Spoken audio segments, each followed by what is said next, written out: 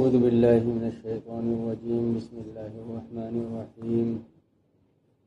فَأَلْقَى مُوسَىٰ عَصَاهُ فَإِذَا هِيَ تَلْقَفُ مَا يَأْفِكُونَ فَأُلْقِيَ السَّحَرَةُ سَاجِدِينَ قَالُوا آمَنَّا بِرَبِّ الْعَالَمِينَ رَبِّ مُوسَىٰ وَهَارُونَ قَالَ آمَنْتُمْ لَهُ قَبْلَ أَنْ آذَنَ لَكُمْ إِنَّهُ لَكَبِيرُكُمُ الَّذِي عَلَّمَكُمُ السِّحْرَ فَلَسَوْفَ تَعْلَمُونَ لَأُقَطِّعَنَّ أَيْدِيَكُمْ وَأَرْجُلَكُمْ مِنْ خِلَافٍ وَلَأُصَلِّبَنَّكُمْ أَجْمَعِينَ فَأَلْقَى مُوسَىٰ عَصَاهُ پھر حضرت موسیٰ نے اپنی لاٹھی کو ڈالا فَإِذَا هِيَ تَلْقَفُ مَا يَأْفِكُونَ وہ کھا لیا جو انہوں نے جادوگروں نے اپنے کرتب بنایا تھا فَأُلْقِيَ السَّحَرَةُ سَاجِدِينَ تمام جادوگر سجدے میں گر گئے قالوا اور کہنے لگے آمنا برب العالمین ہم اپنے رب العالمین پر ایمان لائے جو رب ہیں موسیٰ کے اور ہارون کے قال آمنتم لہ قبل ان آذن لکم فرعون نے کہا تم نے ایمان لایا ہے موسیٰ کے اوپر اس سے پہلے کہ میری پرمیشن ملے انہ لکبیرکم الذی علمکم السحر موسیٰ تمہارا بڑا ہے جس نے تمہیں جادو سکھایا فلسوف تعلمون تو کنسیکوینس اور نتیجہ تم کو فوراً معلوم ہو جائے گا لأقطعن ایدیکم ہم کاٹیں گے تمہارے ہاتھوں کو وارجلکم تمہارے پیر کو من خلاف الٹے وَلَأُصَلِّبَنَّكُمْ أَجْمَعِينَ تم سب کو ہم سولی پہ لٹکائیں گے قَالُوا لَا ضَيْرَ جادوگروں نے کہا کوئی فرق نہیں پڑتا اِنَّا إِلَىٰ رَبِّنَا مُنقَلِبُونَ ہم اپنے رب کی طرف لوٹنے والے ہیں اِنَّا نَطْمَعُ أَن يَغْفِرَ لَنَا رَبُّنَا خَطَايَانَا ہم امید کرتے ہیں کہ ہمارا رب ہمارے گناہوں کو معاف کر دے گا اور ہم سب کے سب مومن ہوں گے ان کننا اول المؤمنین ہم پہلے ہی مومن ہو جائیں گے سورہ شورى کی چند آیات کی تلاوت کی گئی اور اس کا ترجمہ کیا گیا حضرت موسیٰ علیہ السلام کو اللہ نے بہت سارے معجزات دیے تھے اس میں سے ایک معجزہ یہ بھی تھا کہ جب حضرت موسیٰ علیہ السلام اپنی لاٹھی کو زمین پہ ڈالتے تو لاٹھی سانپ میں کنورٹ ہو جاتی اور سانپ میں کنورٹ ہونے کے ساتھ ساتھ اس کا جثہ اس کا بلڈ بڑھتا رہتا تھا چھوٹے سے چھوٹے بڑا ہو جاتا چھوٹے سے بڑا ہو جاتا تھا یہ ایک معجزہ تھا ایک میراکل تھا جو اللہ نے حضرت موسیٰ علیہ السلام کو دیا تھا ہم نے 16ویں پارے میں سورہ طٰہٰ میں بھی سنا ہے وَمَا تِلْكَ بِيَمِينِكَ يَا مُوسَىٰ قَالَ هِيَ عَصَايَ أَتَوَكَّأُ عَلَيْهَا وَأَهُشُّ بِهَا عَلَىٰ غَنَمِي وَلِيَ فِيهَا مَآرِبُ أُخْرَىٰ اللہ نے پوچھا اللہ حالانکہ اللہ کو معلوم ہے پھر بھی اللہ نے پوچھا تمہارے ہاتھ میں کیا ہے موسیٰ نے کہا یہ میری لاٹھی ہے اس کے ذریعے سے میں ٹیک لگاتا ہوں اس کے ذریعے سے پتے جھاڑتا ہوں اس لاٹھی کے اور بھی بہت سارے کام ہیں اللہ نے کیا فرمایا القیہا یا موسیٰ فالقاہا موسیٰ علیہ السلام تو لاٹھی کو ڈال دو موسیٰ علیہ السلام نے لاٹھی کو زمین میں ڈال دی فَإِذَا هِيَ حَيَّةٌ تَسْعَىٰ وہ لاٹھی سانپ بن کے دوڑنے لگی سانپ بن کے کیا ہونے لگی اور حضرت موسیٰ علیہ السلام ڈر گئے اللہ نے فرمایا ڈرو مت اس پر ہاتھ لگاؤ ہاتھ رکھو تو ہم اس کو پرانی والی خصلت اور پرانی والی سیرت پہ لوٹا دیں پرانی والی سیرت پہ لوٹا دیں یہ حضرت موسیٰ علیہ السلام کو لاٹھی کی کرامت دی تھی ہم میں سے بعض لوگ اس کی تفسیر تو اس طرح بعض لوگ تفسیر یہ کرتے ہیں کہ دیکھو حضرت موسیٰ علیہ السلام نے کیا کہا کہ ہماری لاٹھی ہے اس کے ذریعے سے میں ٹیک لگاتا ہوں اس کے ذریعے سے سہارا لگاتا ہوں اس کے ذریعے سے پتے جھاڑتا ہوں تو اللہ نے کہا کہ تم لاٹھی کو پھینک دو تم کیا سبب پر بھروسہ کرتے ہو سبب کچھ نہیں حالانکہ یہ درست تفسیر نہیں ہے تفسیر کیا ہے اللہ نے کہا کہ یہ لاٹھی کا تھوڑا سا اتنا چھوٹا کام نہیں ہے لاٹھی کا بہت بڑا کام آنے والا ہے تو ٹریننگ لو ابھی یعنی اگر وہ وہاں جب موسیٰ علیہ السلام سے اللہ کلام فرما رہے ہیں وہاں اگر حضرت موسیٰ علیہ السلام کو ٹرین نہ کرتے کہ اس لاٹھی کو زمین پہ ڈالو گے تو سانپ میں کنورٹ ہو جائے گی پھر ہاتھ لگاؤ تو واپس لاٹھی ہو جائے گی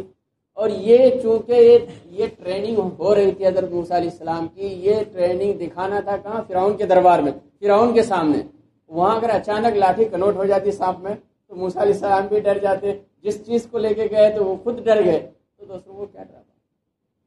اسباب کا اختیار کرنا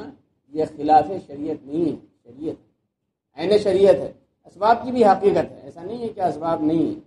ہاں اسباب اختیار کر کے ٹوٹلی اسی پہ بلیو کرنا کہ میں نے یہ ایسا کیا ہے اس کی وجہ سے ایسا ہو جائے گا یہ رو یہ اگینسٹ ایمان ہے۔ اسباب اختیار کرنا ہے۔ ہم اور آپ موبائل اسباب اگر یہ نہیں اختیار کرتے تو موبائل میں فون کیسے کریں گے؟ یہ تو سبب ہی ہے نا۔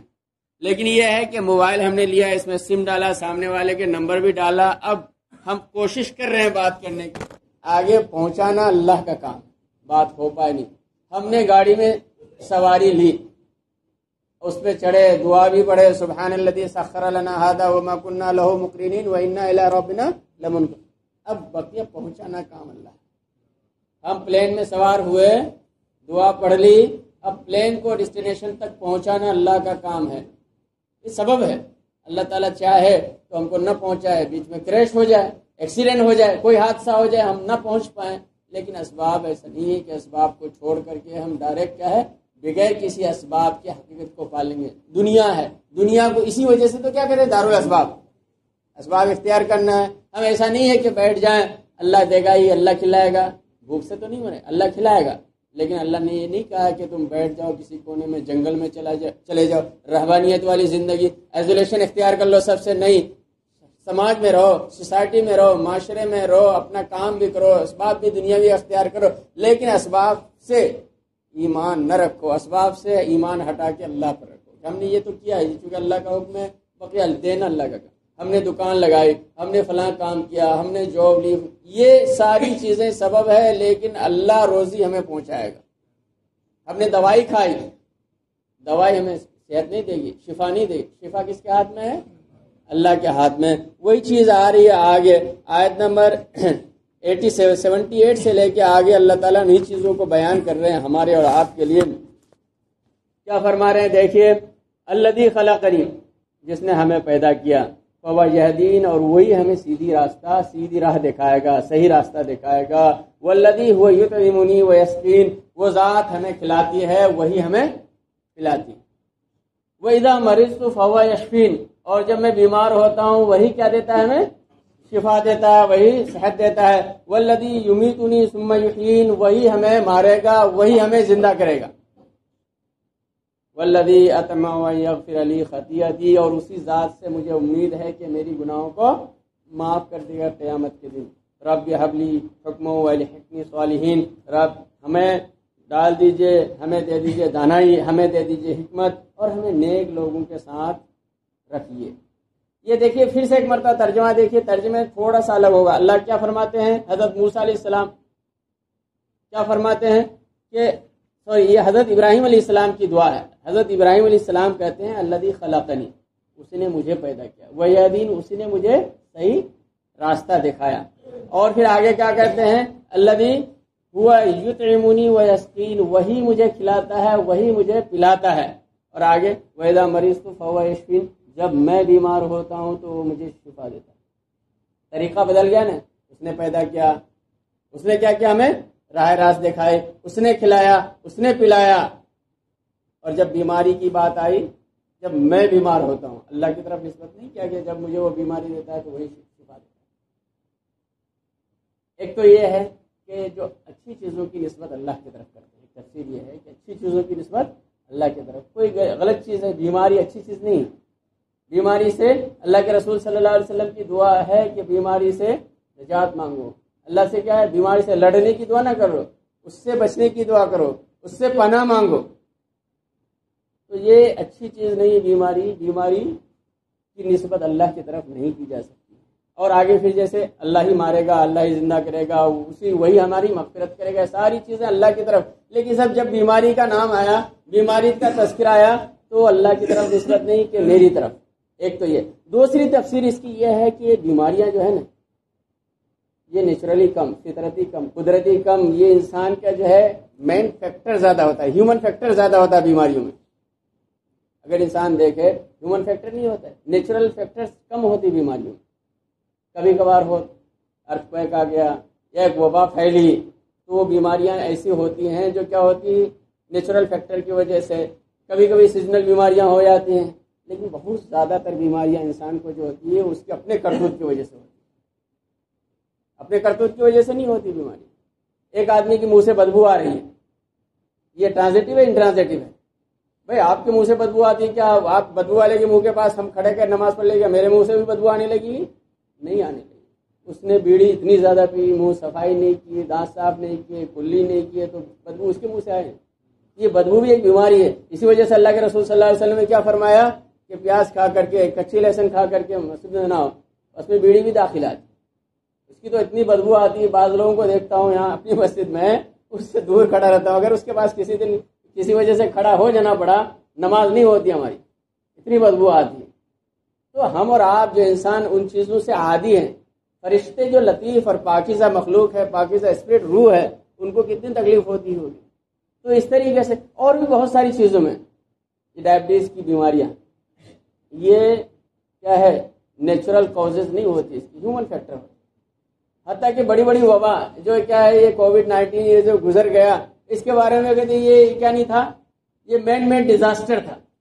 یہ کیا تھا؟ مین میڈ ڈیزاسٹر تھا، یہ قدرتی نہیں تھی۔ لوگوں نے ایکسپیریمنٹ کیا تھا لوگوں کو مارنے، جلانے، بیماری اچھا کرنے کے، اور وہ جو ہے وہ اسپریڈ ہو گیا کسی وجہ سے، اور وہ کامیاب، اور وہ پھر پھیل گیا، اور وہ ٹرانزٹیو ہوتے ہوتے لوگوں تک پھیل گیا، اتنا پھیل گیا کہ پوری دنیا کو اپنی لپیٹ میں رکھ لیا۔ تو یہ بیماری، یہ نسبت ہے یہاں جو کہا نا کہ جب میں بیمار ہوتا ہوں، ایک بیماری میں میرا زیادہ دخل ہے، قدرتی دخل کم ہے۔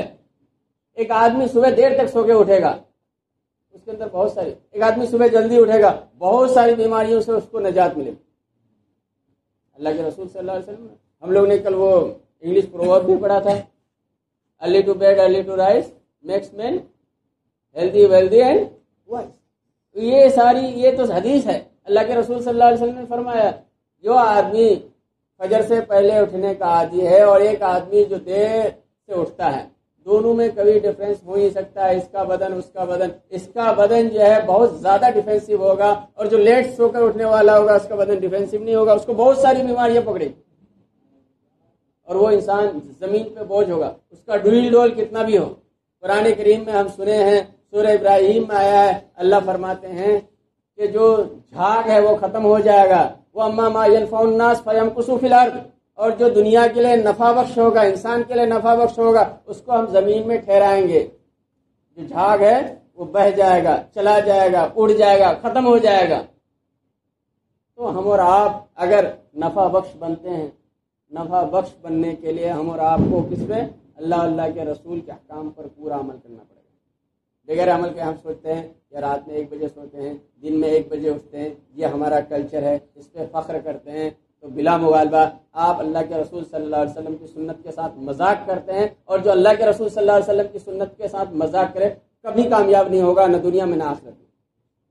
انک لا تہدی من احببت ولکن اللہ یہدی من یشاء، قل ان کنتم تحبون اللہ فاتبعونی یحببکم۔ اللہ فرماتے ہیں اگر تم اللہ مجھ سے محبت کرو تو میرے رسول کے طریقے پہ چلو، اگر میرے رسول کے طریقے پہ چلو گے تو ہم محبت کریں گے، ہم محبت کا صلہ یہ دیں گے کہ زمین میں تم کو مضبوط کریں گے، تم کو نفع بخش بنائیں گے، ورنہ بڑے بڑے ڈیل ڈول والے بڑے جانور، بڑے انسان، بڑے فرعون اور بڑا انسان، قوم لوط، قوم ہود، قوم عاد، کتنی بڑی بڑی قومیں آئے جس کے اتنا زیادہ آٹ، جو پتھروں کو چیر کے ہاتھ سے تراش کے گھر بنا لیتے، زمین میں اس کو ٹھکانہ نہیں ملا، اللہ نے ختم کر دیا۔ بڑے بڑے ڈائناسور آئے،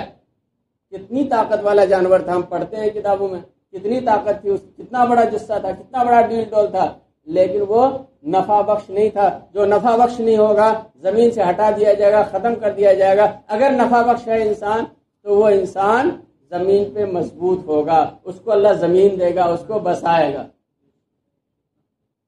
اور نفع بخش میں یہ ہے کہ ہم سنت سے ہٹ کے اگر چلتے ہیں، اللہ کے رسول کے طریقے سے ہٹ کے چلتے ہیں کہ ہم بہت نفع پہنچا رہے ہیں، یہ ہمارا نفع پہنچانا کوئی ہے ہی نہیں۔ دیکھیے طریقہ کیا ہے، حضرت ابراہیم علیہ السلام کیا کہہ رہے ہیں کہ وہی مجھے پیدا کیا، وہی مجھے ہدایت دے گا، وہی مجھے کھلاتا ہے، وہی مجھے پلاتا ہے، اور وہی مجھے شفا دیتا ہے۔ لیکن جب بیماری آتی ہے اس کی طرف نسبت نہیں کیا۔ جب میں بیمار ہوتا ہوں، بیمار ہونے میں میرا زیادہ دخل ہے، اس کا کم دخل ہے۔ وہ نہیں چاہتا بندہ بیمار، وہ تو چاہتا ہے صحت مند رہے۔ اللہ کے رسول صلی اللہ علیہ وسلم نے فرمایا کہ اللہ کو صحت مند مسلمان زیادہ پسند ہے بیمار مسلمان سے۔ صحت کی فکر کس کے لیے ہے؟ ڈائبٹیز کی بیماریاں کیوں ہوتی ہیں؟ کیا کازز ہوتی ہیں؟ ان شیڈول نہیں، سوتے ہیں رات میں 2 بجے تک، کسی اسکرین پہ چپکے رہتے ہیں، اوور ایٹنگ، اتنا کھائیں گے، کوئی ایکسرسائز نہیں، بیٹھے رہیں گے۔ جو کل بھی بات آئی تھی نا، یہ جو لوگ ہمارے اوپر مسلط کیے گئے نا، ان کا شیڈول دیکھیے، جانیے، کسی سے پوچھے اگر نہیں معلوم ہوتا ہے۔ وہ لوگ وہ ہیں جو ہمارے سر پہ سوار ہیں، جو ہمارے اوپر ظلم کرتے ہیں، جو ہمارے گھروں کو بلڈوز کرتے ہیں، وہ لوگ ہیں جو جلدی سونے والے ہیں اور جلدی اٹھنے والے ہیں، اور جو جلدی سوئے گا جلدی اٹھے گا اسی کی حکومت ہوگی، چاہے کتنا دعویٰ کر لیں کہ ہم اللہ کے رسول ماننے والے، اللہ کے دین کو ماننے والے، اللہ کے احکام کو ماننے والے ہیں۔ ہم جب رسول صلی اللہ علیہ وسلم کی سنت کے ساتھ مذاق کرتے ہیں، ہم اپنے فخر سے کہتے ہیں رات میں 1 بجے سونا ہمارا ہوتا ہے، دن میں 1 بجے اور 11 بجے اٹھنا ہمارا ہوتا ہے، ہم اللہ کے رسول صلی اللہ علیہ وسلم کی سنت کے ساتھ مذاق نہیں کرتے ہیں۔ کیا اللہ تعالیٰ برداشت کرے گا کہ اس کے محبوب کی سنت کے ساتھ کوئی مذاق کرے اور وہ قوم برتر اور برسر ہو جائے، وہ اعلیٰ ہو جائے، اس کے ہاتھ میں قیادت آ جائے؟ کبھی برداشت نہیں کرے۔ اس لیے ہمارے اور آپ کے لیے لازم ہے کہ رسول اللہ صلی اللہ علیہ وسلم کی زندگی کو اور آپ کی سنتوں کو اپنائیں، آپ کی سنتوں پہ چلیں۔ یہ ہمارے لیے صحت مند بھی ہے، دنیا کے اعتبار سے نفع بخش بھی ہے، اور آخرت بھی نفع والا ہے۔ اس لیے اللہ نے کہا کہ وہ مومن کامیاب ہے، قد افلح المؤمنون الذین هم فی صلاتهم خاشعون۔ وہی لوگ کامیاب ہوں گے جو نماز میں ڈرنے والے ہوں گے، اور نماز میں اللہ کے رسول صلی اللہ علیہ وسلم سے زیادہ ڈرنے والا کوئی نہیں۔ تو اگر ہم ڈرتے ہیں تو اللہ کے نبی صلی اللہ علیہ وسلم کی ایک سنت کو اپنی زندگی میں لاتے ہیں۔ اللہ تعالی ہم سب کو عمل کی توفیق دے۔